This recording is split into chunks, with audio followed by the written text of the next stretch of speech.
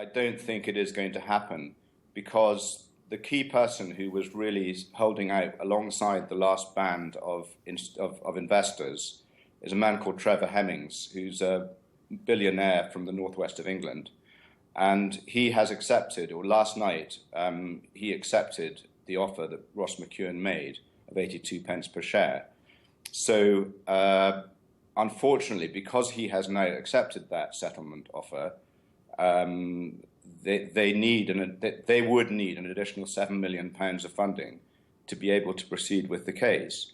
And in his absence, they have no way of finding that. So despite the fact that many of these individual investors would wish to pursue the case, as far as I'm aware, the fact that Trevor Hemmings has chosen to settle has made it impossible for the case to proceed. Are you rather keen that there isn't a settlement in order that we get a public hearing of this case? I think it would have been preferable to have had a trial because we would have found out more about the shenanigans that went on inside RBS in the build-up to the rights issue announcement of 22nd of April 2008 and the decision-making that went on.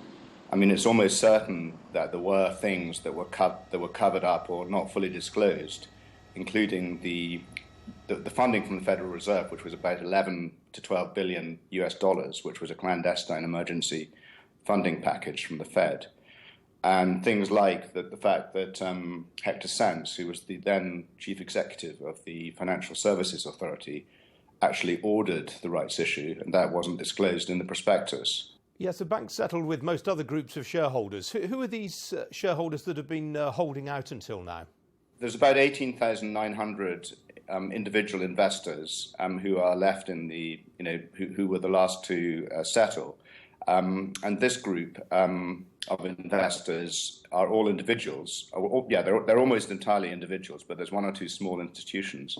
The ones that settled in December were big groups like Standard Life Investments, M&G, Prudential, people like that. So really the ones that settled earlier on for a lower sum were the large institutions, and the ones that settled at the very end for a slightly higher sum are mainly individuals. Assuming we don't get a court case here, assuming we do get some out-of-court settlement, is there a case, in your opinion, for there being some sort of public inquiry into this, given the amount of public money that has gone on RBS over the last decade?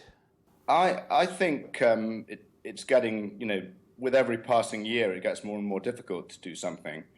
I do think that the FSA report, which was published in December 2011, was a bit of a damp squib. They basically found that all the board of RBS had done was make a few mistakes. And they also found that there had been no corporate governance failures at RBS and basically exonerated the board of the bank.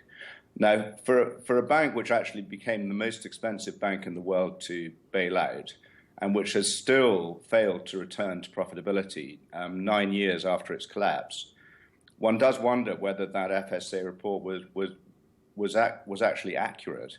But a public inquiry, I personally would welcome it because I think it's important these matters are brought out into the public domain. It's one of the reasons why I'm disappointed that it doesn't appear that the case is actually going to go ahead.